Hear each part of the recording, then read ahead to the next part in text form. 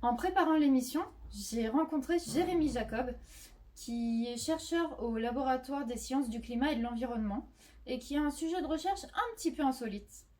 On découvre ça. Ils se trouvent sous nos pieds. Ils n'ont pas très bonne réputation. On les imagine plutôt obscurs et nauséabonds. Et pourtant, il se trouve que ce serait une véritable mine d'or d'informations. On est aujourd'hui avec Jérémy Jacob. Bonjour. Bonjour Manon. Et donc on va continuer à explorer les villes, mais en particulier ce qui se trouve sous nos pieds, les égouts. Donc Jérémy, je vais commencer par te laisser te présenter et nous dire sur quoi tu travailles et puis ce que tu étudies en ce moment. Alors je suis géologue, de formation géologue. Je suis directeur de recherche au Centre national de la recherche scientifique, affecté au laboratoire des sciences du climat à Gif-sur-Yvette. Donc de formation géologue, j'ai une particularité, c'est d'être géochimiste organicien, c'est-à-dire que j'utilise les molécules organiques fossiles qui sont préservées, archivées dans les roches, les sols et les sédiments pour raconter l'histoire de la Terre, qu'il s'agisse de l'évolution du climat, l'évolution des sociétés humaines et leurs interactions, l'évolution des écosystèmes, sur des périodes de temps allant de plusieurs millions d'années, quelques dizaines de milliers d'années, quelques années, ou même aujourd'hui. Donc j'ai longtemps travaillé sur ces histoires d'interaction entre l'évolution du climat, des écosystèmes et des sociétés. Et depuis quelques années, je développe un projet sur la ville, et ce que l'on peut percevoir de la ville, de son évolution, à travers ce qui transite et ce qui s'accumule dans les réseaux d'assainissement, c'est-à-dire dans les égouts. Ok, et qu'est-ce qui t'a finalement amené, quelles questions t'intéressent pour explorer les égouts? Alors il y a plusieurs motivations. La première motivation, c'était de me rapprocher à la fois du quotidien et de mes semblables. C'est-à-dire pouvoir raccrocher mes travaux, qui sont plutôt d'ordre fondamental, à des considérations ou des préoccupations de mes concitoyens. J'ai trouvé que la ville et les égouts, c'était un excellent moyen d'intéresser les citoyens à mes problématiques qui sont plutôt de comment ce qui se passe sur Terre est enregistré dans ce que j'appelle la postérité géologique, c'est-à-dire on imagine dans quelques millions d'années un géologue du futur qui va décrire les roches, les sédiments qui se déposent en ce moment, et quelle image, quelle perception il y aura de ce que l'on fait actuellement, de ce que l'on produit, de notre vie au quotidien. Donc ça, c'est la première motivation, c'était de relier ce que je fais au quotidien, à mes concitoyens, en transposant ce que je faisais habituellement dans des milieux naturels sur des milieux qui sont très anthropisés. L'autre motivation, c'est que mes travaux participent à l'augmentation de connaissances sur le transfert de molécules ou de matières qui sont polluantes. Alors ce n'est pas mon premier intérêt, mais avant je travaillais plutôt sur des molécules fossiles d'origine naturelle, provenant d'organismes vivants, des plantes ou des animaux. Et puis maintenant je dévie un petit peu vers des questions plus environnementales, avec des questions sur la réactivité des polluants, leur transfert, la manière dont ils vont s'accumuler, être largués dans l'environnement. Voilà, ça c'est les deux motivations principales. La troisième motivation, elle est plutôt d'ordre disciplinaire, c'est-à-dire que j'ai fortement envie de discuter avec d'autres disciplines. Et le milieu urbain, c'est l'occasion de travailler avec des sociologues, des urbanistes, avec des spécialistes de sciences humaines et sociales qui s'interrogent sur la perception qu'ont les gens des égouts, sur la manière dont les citoyens peuvent s'engager sur des questions environnementales, et puis les liens aussi avec le concret des opérateurs de l'assainissement qui vont se poser des questions sur les flux de polluants, qu'est-ce qui les contrôle, est-ce que c'est la consommation, est-ce que ce sont des paramètres environnementaux, et puis les élus, les politiques, qui ont besoin d'informations aussi sur comment évolue le milieu urbain, quelles sont les populations, comment les quartiers changent, comment les habitudes, les pratiques changent, de manière ensuite à légiférer. Donc l'idée de mon projet de recherche, c'est de fournir des arguments, des données aux politiques, aux opérateurs, aux citoyens pour adapter, modifier leurs pratiques, mais aussi pour créer des systèmes d'alerte. On l'a vu avec la crise de la Covid, les égouts contiennent des éléments qui permettent, peut-être, c'est pas encore finalisé, d'anticiper des crises, de localiser des foyers d'infection ou de suivre l'évolution du temps de vie. D'accord. Et justement, à quels éléments en particulier vous allez vous intéresser? Alors c'est là où il y a la notion de trésor pour un géologue ou un géochimiste comme moi. Imaginez ce qui transite dans les égouts.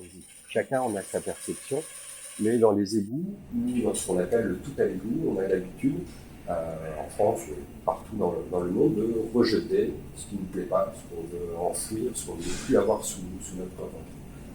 Donc les éléments qu'on rejette sont multiples. Il y a bien sûr ce que l'on consomme, les résidus de notre alimentation.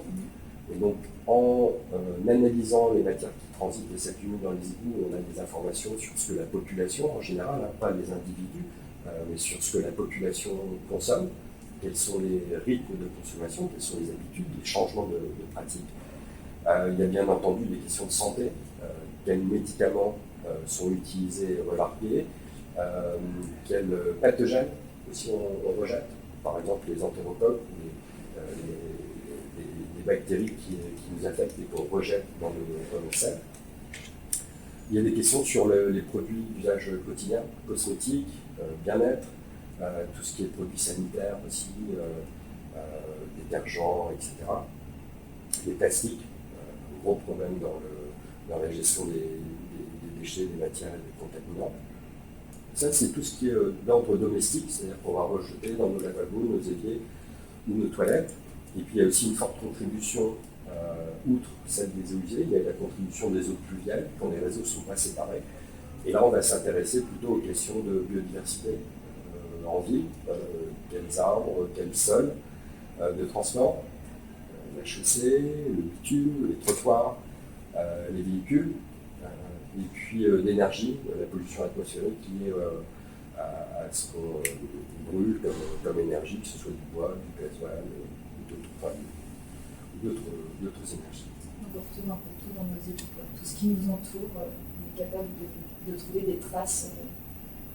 Il y a énormément d'informations avec des. Alors il y a des informations. Depuis 20 ans, il y a des travaux sur les égouts, sur les flux de matière dans les égouts. Il y a ce qu'on appelle la wastewater-based épidémiologie, c'est-à-dire l'épidémiologie basée sur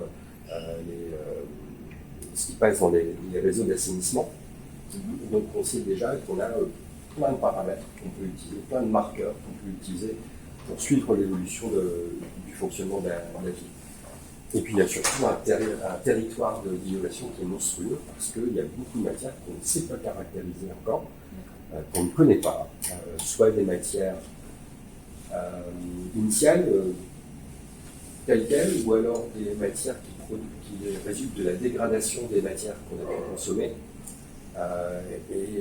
Voilà, c'est un trésor d'innovation dans lequel on va pouvoir puiser des nouveaux traceurs sur des thématiques qu'on imagine, santé, transport, énergie, alimentation, etc., ou sur des thématiques qu'on n'imagine pas encore. C'est surtout ce qui m'intéresse, c'est-à-dire développer des nouveaux traceurs, montrer la pertinence de l'approche avec des traceurs déjà reconnus. Les médicaments, c'est des traceurs qui reviennent assez souvent, des indices démographiques aussi sur relier la quantité de population dans un bassin de vie à certains paramètres, comme la créatinine ou d'autres molécules. Des indicateurs de stress, le café, la nicotine, des antidépresseurs, il y a beaucoup de paramètres déjà établis, mais on a un champ d'investigation qui est monstrueux sur des nouveaux paramètres originaux. Okay. Et du coup, comment ça se passe concrètement comment vous allez chercher vos échantillons? Quels échantillons vous prélevez? Alors on a deux cibles principales comme échantillons, selon deux temporalités. C'est aussi une des motivations que j'avais. Dans mes travaux anciens, j'avais toujours des difficultés, comme je l'avais dit tout à l'heure, à relier ce que je lis dans des archives sédimentaires avec la réalité de l'époque. Les archives sédimentaires nous permettent d'avoir, comme un livre, l'histoire de l'écosystème, mais cette histoire elle est tronquée par plein de paramètres, de la dégradation, de l'enregistrement partiel. C'est ce qu'on appelle la partie rétro-observation. Dans une carotte sédimentaire, on va pouvoir prélever dans les réseaux d'assainissement, sur des vases sont accumulés pendant quelques mois, quelques années, on va pouvoir enregistrer l'historique sur ces quelques années. L'autre temporalité, c'est celle du quotidien. C'est-à-dire ce sont les flux de matière qui transitent dans les eaux usées, dans les eaux pluviales, que l'on va pouvoir mesurer heure par heure, jour par jour, semaine par semaine. Donc on va avoir deux types d'échantillons. Le premier échantillon, c'est la carotte de sédiments dans des ouvrages d'assainissement, par exemple dans des bassins de décantation, où on imagine que selon l'évolution du milieu urbain, on va avoir des couches qui vont s'accumuler et qui vont enregistrer ces quelques mois ou ces quelques années d'histoire de la vie. Et puis à côté de ces sédiments, on va avoir des prélèvements d'eau usée. Donc on va aller dans les égouts, non pas pour carotter, mais pour prélever de l'eau. Et puis pour les deux types d'échantillons, que ce soit des sédiments ou des eaux usées et pluviales, on va réaliser toute une batterie d'analyses géochimiques avec des molécules organiques, des éléments métalliques, tout ce qu'on peut imaginer pour les principes. Donc ça suppose d'aller dans le milieu, qui n'est pas un milieu agréable, qui est un milieu un peu extrême, exotique, de prélever ces sédiments, ces carottes de sédiments dans ces émissions. Ok. Et donc tout à l'heure, tu parlais aussi de la multitude d'acteurs qu'il y a autour de ce projet. Donc les politiques, les citoyens, des scientifiques de différentes disciplines très variées finalement. Pourquoi finalement, quel est l'intérêt de mêler tous ces gens-là autour de ce projet? Ouais, sur ce projet, la partie scientifique est quasiment un prétexte. C'est-à-dire qu'on argumente sur les résultats qu'on va produire, qui vont augmenter le degré de connaissance sur tout ce que j'ai évoqué tout à l'heure, mais c'est quasiment un prétexte par rapport à l'ambition qui est de créer de l'innovation par la discussion entre des acteurs qui sont très variés. Entre nous, entre géologues, géochimistes, on va avoir des interactions nouvelles.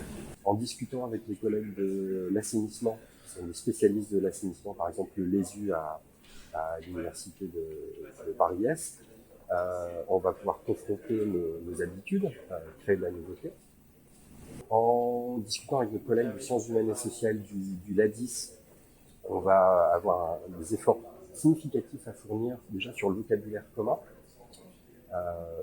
Qu'est-ce que c'est une archive, comment les populations réagissent, quelles sont les habitudes de travail de nos collègues. De la même manière avec les populations, avec les citoyens, on va avoir un nouveau dialogue à construire avec les opérateurs, avec les politiques. Et ces discussions entre des communautés qui ne sont pas forcément habituées à discuter entre elles, c'est le meilleur levier de l'innovation. Parce que c'est pas en restant dans sa communauté qu'on arrive à créer de la nouveauté. Et là, moi, je suis assez gourmand des difficultés qu'on va avoir, parce qu'on va forcément avoir des difficultés à discuter avec les populations, avec les services, avoir un langage commun, et puis de là créer des nouveaux traceurs, impliquer et engager les citoyens, les services, les élus sur un objectif. Donc je pense que les moteurs d'innovation sont souvent dans le dialogue interdisciplinaire ou indisciplinaire, ou dans le dialogue avec les populations, les services, les élus, et puis avec les artistes, mais c'est pas prévu dans le cadre de ce projet pour le moment. Ça viendra peut-être. Ouais, l'idée du projet, c'est qu'on a un petit noyau sur lequel on a des notions qui sont assez claires, mais on veut agréger autour de ce noyau dès qu'on aura fait la démonstration de la pertinence du projet, en ouvrant à d'autres. Oui, c'est pareil. Donc les citoyens, comment est-ce que vous allez réussir à les impliquer et combien de temps aussi ils ont besoin de s'impliquer? Combien de temps dure l'étude finalement et combien de temps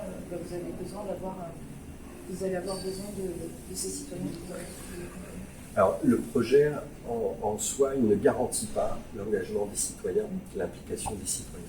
Ça va être en soi une étude, un travail de recherche sur connaître les leviers de l'engagement citoyen et comment nous, on peut améliorer cet engagement citoyen dans une action de recherche participative.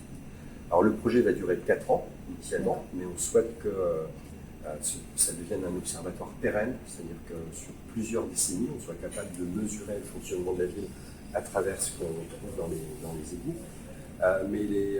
Et sur ces 4 ans, les relations avec les citoyens vont être sous forme d'actions de recherche, c'est-à-dire des périodes relativement restreintes, qui seront séquencées avec d'abord une information, on explique le projet, ensuite une période de brainstorming avec la population, on va se creuser le cerveau pour savoir ce qu'ils souhaitent mesurer. Ce n'est pas nous, chercheurs, qui allons dire on va mesurer ça et adaptez-vous, on va leur demander, une fois qu'ils seront informés des attendus du projet, ce qu'eux souhaitent mesurer, et on va leur proposer de modifier leurs pratiques, changer d'alimentation de manière très ponctuelle. Un soir, vous allez manger telle chose ou telle chose. On arrête tel détergent, on arrête c'est eux qui décideront. Et nous, ce qu'on leur propose, c'est de mesurer l'impact de leur changement de pratique à travers ce qu'on perçoit dans les égouts. Soit ça sera significatif, c'est-à-dire on aura suffisamment de citoyens qui seront impliqués pour qu'on mesure, qu'on détecte quelque chose dans l'égout, soit ça ne sera pas significatif, et dans ce cas-là, on adaptera, et donc on fera une autre action de recherche. On changera sans doute notre discours auprès des citoyens. Alors on sera soutenu avec la STS, l'Association Sciences, Techniques et Sociétés de Paris, pour créer ce lien avec la population, avec les services de la ville de Paris aussi, participation citoyenne, pour essayer d'augmenter le volume de citoyens qui seront engagés. On va aussi adapter notre discours, le faire le plus pertinent, pointu, mais aussi intelligible auprès des populations. Et puis on va mesurer tout ça. Est-ce qu'on arrive à impliquer des citoyens sur des questions liées aux égouts, qui ne sont pas forcément quelque chose que les citoyens ont directement en tête? Est-ce qu'on arrive à changer la perception de l'assainissement auprès des populations? Et puis, est-ce qu'on arrive non, c'est pas une volonté de notre part, mais est-ce qu'une meilleure connaissance des égouts, des flux de matière et tout ça amène un changement de pratique de la part des populations? Donc on comprend que l'étude va se passer à Paris, c'est ça? C'est ce qui est prévu dans le projet, oui. Ouais. Et est-ce que... pourquoi avoir choisi Paris finalement? Est-ce qu'il y a une raison particulière ou... Alors Paris, il y a plusieurs éléments. Le premier, c'est qu'il y a des échéances à venir sur Paris qui nous paraissent importantes. Par exemple, les Jeux Olympiques. Ça va être, si on arrive à monter cet observatoire, ça sera un élément important en prévision des Jeux Olympiques. Il y a aussi à dire des contextes sur Paris, des quartiers, des habitudes, des populations. Donc on espère percevoir cette disparité dans les pays. Et puis il y a la structuration aussi des services de la ville de Paris, avec le service de l'assainissement qui a un long historique aussi de suivi de paramètres de base, mais qui seront importants pour nous, avec une belle structuration du réseau d'assainissement qui est importante pour nous, avec des habitudes sur le suivi, avec aussi, on a le soutien du SIAP, le syndicat interdépartemental de l'assainissement de Paris, avec aussi des fortes compétences et une forte expertise sur l'assainissement. Donc ça nous semblait être un territoire à la fois emblématique et parfaitement adapté par la diversité des contextes à ce type d'études. D'accord. Et donc, par curiosité, est-ce que vous savez déjà combien de points de collecte, de points d'échantillonnage il y aura?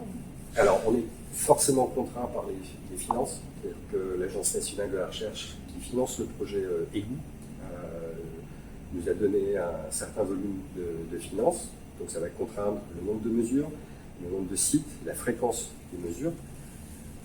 Et puis on a le parti pris de ne pas décider en amont du projet. C'est-à-dire qu'en soi, la sélection des cibles, c'est-à-dire les sites qui vont être instrumentés, le nombre, la fréquence, c'est quelque chose qu'on souhaite co-construire avec les opérateurs, avec les services, les élus et avec les citoyens. Ça devrait garantir une meilleure acceptation du projet. Et puis aussi, on est chercheur, donc on ne sait pas, et on a besoin de ce savoir citoyen ou de savoir des élus et des services pour construire notre projet. Donc la première partie du projet. La première année, ça va être de co-construire le design, la construction de ce projet avec les acteurs pour avoir un maximum de garantie du succès du projet. On est dans une émission qui porte sur la nature, l'environnement. Tu l'as évoqué un petit peu au départ, et puis c'était aussi ton sujet de départ, géologue et l'étude des climats passés, etc. Est-ce qu'avec ce projet, on va pouvoir mieux comprendre des phénomènes environnementaux? Alors on est très axé sur plutôt le fonctionnement de la société. D'accord. L'aspect environnemental, notamment l'impact des contaminants sur les milieux récepteurs, après traitement dans les stations d'épuration et tout ça. Nous, on est en amont des stations d'épuration, on a le signal brut, et on ne s'intéresse pas du tout à la manière dont ces polluants vont être traités en station d'épuration, comment ils vont être rejetés dans le milieu et leurs impacts sur le milieu. Donc l'aspect environnemental, il est presque secondaire. Presque, parce que on sait que l'environnement, la météo, ont des impacts sur les flux. Par exemple, lors de fortes pluies, on va, dans les réseaux d'assainissement unitaire, plutôt avoir une contribution de matière qui vient des trottoirs, des chaussées, des parcs et des jardins, plutôt que des donc la nature des matières ne va pas être la même. Ça, on l'a montré dans une publication récente. Après, à titre perso, moi j'ai de l'affection pour certains éléments de la nature en ville qui sont un peu singuliers. J'adore les mauvaises herbes. Et en particulier une mauvaise herbe qui est la piquerie des verrières, qui est une plante pas réputée, assez délaissée ou dédaignée. C'est comme un pissenlit, mais un peu plus grand, avec des fleurs jaunes. Les feuilles sont huileuses, piquantes. Mais c'est la seule plante réputée à l'heure actuelle pour fabriquer des molécules singulières que j'ai déjà retrouvées dans des sédiments de lacs naturels. Donc voilà, j'aimerais beaucoup retrouver ces marqueurs de plantes, de mauvaises herbes dans les égouts, et puis que ça permette de donner des indications sur la présence de ces herbes, puisqu'on sait que le traitement des mauvaises herbes en ville, il est assez variable. Soit on les enlève complètement, soit on les laisse. Et donc d'avoir comme ça fait partie des indicateurs un peu nouveaux que j'espère de ce projet. Avoir des indicateurs sur la nature en ville et son évolution. On a beaucoup de questions actuellement sur le traitement de la nature en ville, sur la végétalisation, sur l'imperméabilisation des surfaces. Et l'idée, c'est de proposer des nouveaux indicateurs pour ces problématiques environnementales en ville. Je ne pense pas qu'on puisse aller jusqu'à ce qu'on fait dans les milieux naturels, reconstruire l'évolution de la température en ville. On n'a pas les outils qui nous permettent de ça, ça serait intéressant sur des questions d'îlots de chaleur et tout ça. On a aussi là des mesures plus directes de l'observation avec des thermomètres ou d'autres choses pour la pollution sonore, pour diverses pollutions. Donc ça ne sert à rien d'aller créer des indicateurs qui seront moins efficaces que les indicateurs actuels. Je pense qu'on va pouvoir terminer maintenant cette interview. Est-ce que tu as quelque chose à rajouter, toi, sur...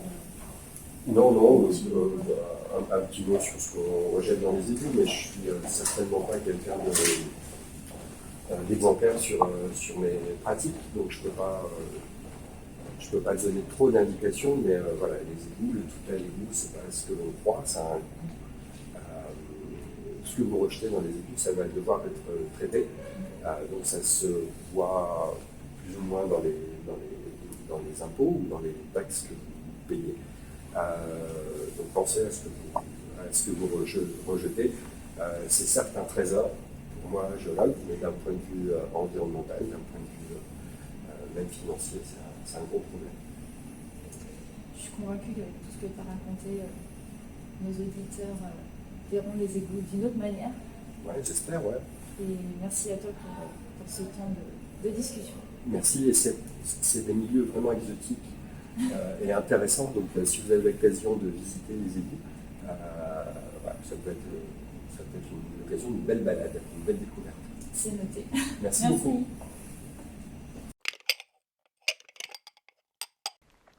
Maintenant, ce que je vous propose, c'est de résoudre le défi qu'on vous a posé samedi dernier.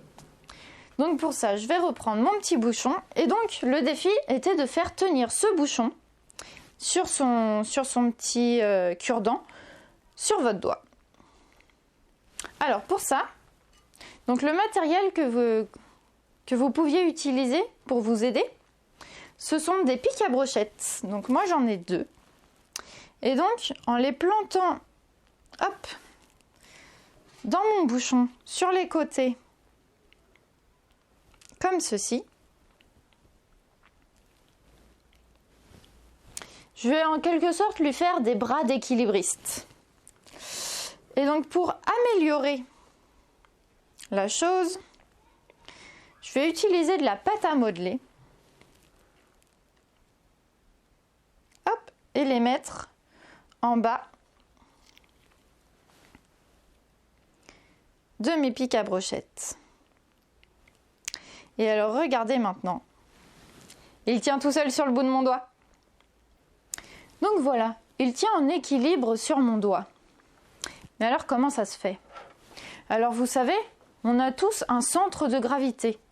Et pour qu'on puisse tenir, par exemple nous, bien droit sur nos jambes, il faut que ce centre de gravité, qui se situe à peu près au niveau du nombril, se trouve au-dessus de nos appuis. Si je le décale, je tombe. Et lui, il n'est pas tombé. Donc si je le décale, je tombe. Pour être en équilibre et pour être stable, finalement, il faut que ce centre de gravité soit le plus proche du sol possible. Et donc ce que je fais avec mes pics à brochettes et ma pâte à modeler ici, c'est que je déplace le centre de gravité du bouchon, même en dessous de mon doigt. Donc effectivement, si le centre de gravité est en dessous de mon doigt, quand je l'appuie, eh bien il est bien stable.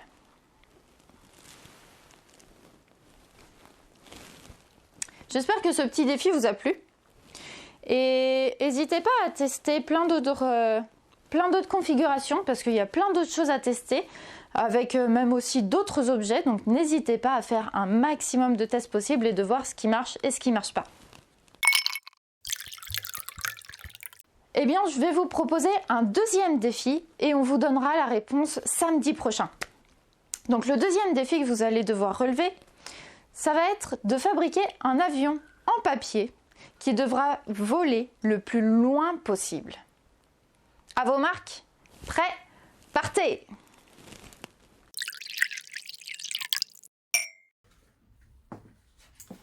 Alors, qu'est-ce qu'on a aujourd'hui? Ah, mais oui, c'est vrai! Alors, si vous avez l'âme d'un détective, surtout ne ratez pas ces rendez-vous-là. À la bibliothèque de Vaux-Allan et dans les médiathèques de Saclay et de Saint-Aubin, on vous propose de vous glisser dans la peau d'enquêteur et de découvrir tout du monde de la police scientifique. Il y a aussi une exposition à la Ville du Bois qui s'appelle Scène de crime. Donc vraiment, si résoudre des enquêtes, si les séries policières vous font complètement rêver, ne ratez pas ces animations-là. Je vous invite quand même à regarder la totalité de la programmation de l'Aglo, parce qu'il y a plein d'autres choses intéressantes. Et j'espère que cette émission vous a plu et que vous passerez une bonne après-midi. À demain!